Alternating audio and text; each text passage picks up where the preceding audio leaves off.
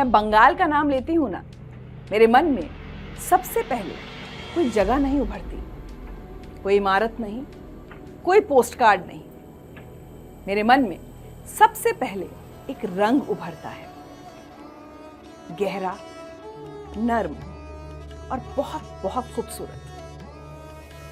जैसे बारिश के बाद हुगली नदी पर गिरती शाम की ढलती धूप, जैसे पुराने कोलकाता की ट्राम की धीमी सी खनक, जैसे किसी गली के मोड़ पर चाय की दुकान से उठती महक में घुला हुआ बंगाल।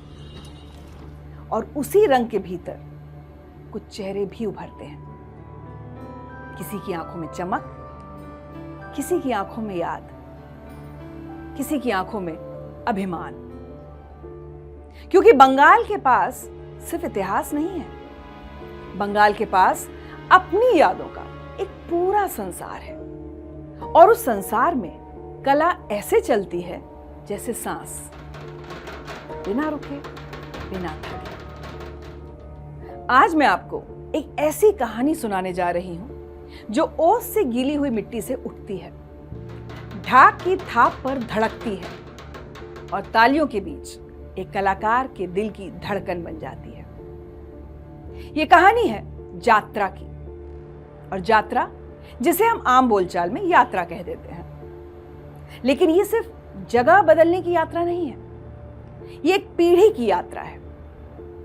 यह उस दौर की यात्रा है जब रात उतरते ही मैदान में रोशनी का एक घेरा बनता था, घास की महक हवा में रहती थी और लोग अपने अपने दुख, थकान, उम्मीदें लेकर भीड़ में बैठ जाते थे, क्योंकि उन्हें भरोसा था आज कहानी देखेंगे तो कल का दुख थोड़ा हल्का हो जाएगा। और इसी यात्रा के मंच पर एक समय ऐसा भी था जब मंच पर अगर रानी की आहट भी पड़ जाए तो बंगाल थिरक उठता था। लेकिन ठहरिए, असल में वो रानी थी ही नहीं, वो तो पुरुष था। नाम चपल भादुड़ी, और दुनिया उन्हें जानती है चपल रानी के नाम से। अब आप सोचिए कैसा नाम है ये, चपल रानी। इस नाम में ही एक पूरा युग छुपा है, एक पूरा समाज छुपा है, एक पूरा बंगाल छुपा है। यात्रा एक चलती फिरती दुनिया है, एक गांव से दूसरे गांव, एक मैदान से दूसरे मैदान, खुले आसमान के नीचे, और मंच ऐसा कि चारों तरफ से खुला, जैसे नाटक नहीं जिंदगी दिख रही हो। और उसी दुनिया में बरसों तक एक परंपरा रही, महिला का किरदार पुरुष कलाकार निभाते थे। उन्हें कहा जाता था पुरुष रानी। ये कोई मजाक का विषय नहीं था, ये उस समय की मजबूरी भी थी और कला की एक खास शैली भी। वैसे तो दुनिया के कई मंचों पर ऐसा हुआ है, कहीं थिएटर में, कहीं लोक रंगमंच में, लेकिन बंगाल की यात्रा ने इसे अपने ढंग से जिया। क्योंकि यहां महिला का किरदार निभाने के लिए सिर्फ साड़ी, गहने और चूड़ियां नहीं चाहिए होती। यहां महिला बनने के लिए गरिमा चाहिए, कोमलता चाहिए, भावों की सटीक लय चाहिए, आंखों में कहानी चाहिए, आवाज में मिठास चाहिए, और सबसे जरूरी आत्मा से ईमानदारी चाहिए, जो दर्शकों को आपसे बांध कर रखे। और इसी ईमानदारी को सच किया चपलदा ने। अब जरा पीछे चलते हैं, साल 1939, उत्तर कोलकाता, ऐसा इलाका जहां हर चेहरा दूसरे को पहचानता है, जहां खिड़कियों से शाम को बातचीत बहने लगती है, जहां हर पाड़ा, हर गली कला की धड़कन से भरा हुआ है। वहीं चपल की मां प्रभा देवी खुद स्टेज कलाकार थी, यानी चपल ने बचपन में खिलौनों से ज्यादा मंच देखा। उसने चार दीवारी में माता पिता की जगह किरदारों को आते जाते देखा और जीवन को एक तरह से अभिनय की रोशनी में समझना शुरू किया।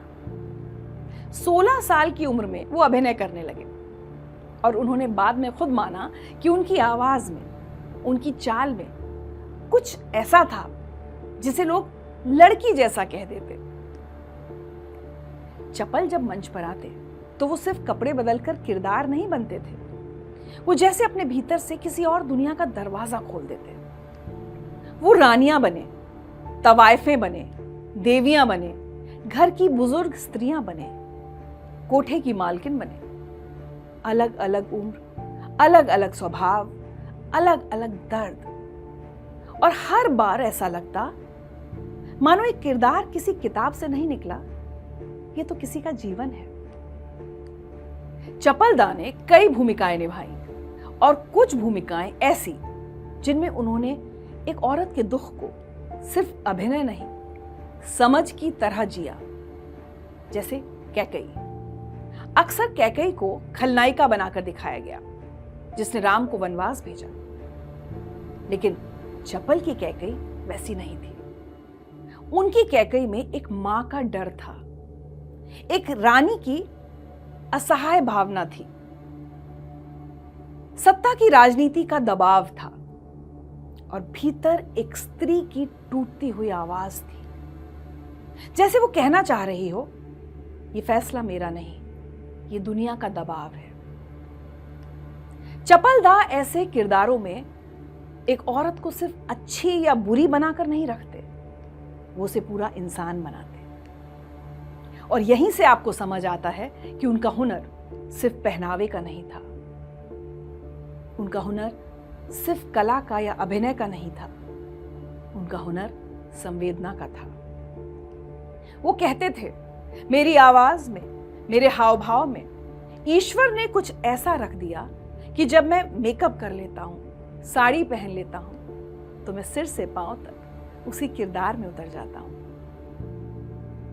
चपलदा के लिए जेंडर कोई मजाक नहीं था, वो एक कला की भाषा थी। ये मत सोचिए कि ये सब आसान था, साधन बहुत नहीं थे, तो शुरुआत में वो कपड़ों के टुकड़े, रुई, ऐसी चीजों से अपने शरीर का आकार बनाते। बाद में स्पंज का सहारा लिया। चेहरे का मेकअप, बाल, हाथों की मुद्रा, पलक झपकाने का तरीका, बोलने की लय, हंसने की ध्वनि, हर चीज पर काम। क्योंकि उनके लिए ये दिखावा नहीं था, ये तपस्या थी, जिम्मेदारी थी। वो स्त्री किरदारों का मजाक नहीं बनाते थे, वो उन्हें सम्मान देते थे। और यही बात उन्हें अलग बनाती थी, क्योंकि अक्सर मंच पर अलग पहचान वाले किरदारों को लोग हंसी का कारण बना देते हैं, लेकिन चपल का अभिनय हंसाने के लिए नहीं, छू लेने के लिए था। लोग दूर दराज के गांव से उन्हें देखने आते, उनके पोस्टर लगते, उनकी अदाओं की नकल होती, उनकी आवाज की चर्चा होती। मंच पर वो एक रानी बनते तो लोग सचमुच मान लेते। और सुनिए, एक किस्सा तो ऐसा है कि अपने जमाने के महान अभिनेता उत्तम कुमार ने जब पहली बार चपलदा को मंच पर देखा तो उन्हें एक्ट्रेस ही समझ बैठे। बाद में जब सच पता चला तो चपलदा कहते हैं कि उनके दिल में बस यही रह गया कि काश ये आज का दिन होता तो एक सेल्फी रख लेते। इसके इतर एक और दौर था जो समानांतर चल रहा था। एक तरफ कोलकाता के बड़े हिस्से में पढ़ाई, बहस, कविताएं, अखबारों की सुर्खियां, कॉफी हाउस की बातचीत, और दूसरी तरफ गांव में रात भर चलती यात्रा। मगर सच ये भी था कि यात्रा को हमेशा बराबरी का सम्मान नहीं मिला। शहर के कुछ लोग जो खुद को बहुत सभ्य या एलीट मानते थे, वो यात्रा को देहाती कहकर छोटा समझते, जैसे बंगाल की संस्कृति से बड़े हॉल में बैठकर सुनी जाने वाली चीज हो। फिर समय बदला, धीरे धीरे महिलाएं मंच पर आने लगी, और ये बहुत जरूरी भी था, अच्छा भी था। मगर इसके साथ एक नया दबाव पैदा हुआ। अब दर्शक औरत का किरदार असली औरत के रूप में देखना चाहते थे, और धीरे धीरे पुरुष रानी की जगह कम होने लगी। ये बदलाव सिर्फ कला का नहीं था, ये समाज की नजर का भी था।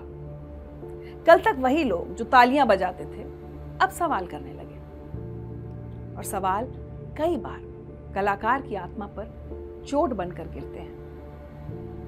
धीरे धीरे कई पुरुष रानियां मंच से बाहर होने लगी। कुछ गरीबी में चले गए, किसी ने सिलाई पकड़ ली, किसी ने चाय की दुकान लगा ली, कोई मूंगफली बेचने लगा, किसी ने मजदूरी की, और कुछ ऐसे भी थे जो टूट गए, जिनकी कहानी लिखी ही नहीं गई।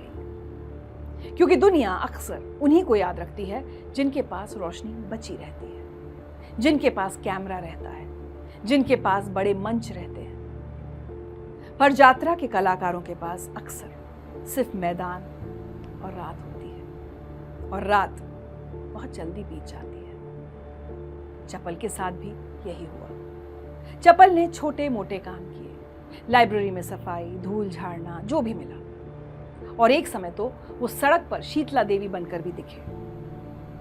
लोक परंपरा में जहां कलाकार देवी के रूप में लोगों को आशीर्वाद देते हैं और बदले में थोड़ा खाना या कुछ सिक्के मिल जाते हैं। सोचिए, आज वो उम्र के उस पड़ाव पर है जहां शरीर जवाब देने लगता है, यादें साथ बैठ जाती हैं। वो एक रिटायरमेंट सुविधा में रहते हैं, अपने पुराने घर की गलियों के पास, लेकिन वो गलियां अब वैसी नहीं।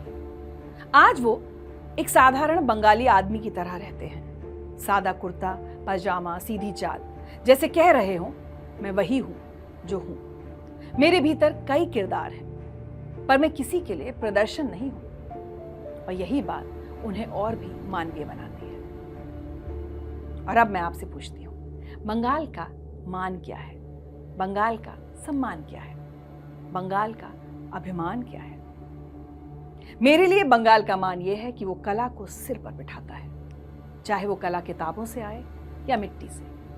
और ये हमारे समाज के लिए भी एक सीख है कि किसी को तालियों से उठाकर फिर भुला देना आसान है, पर उसे याद रखना, उसकी गरिमा बचाए रखना, यही असली संस्कृति है।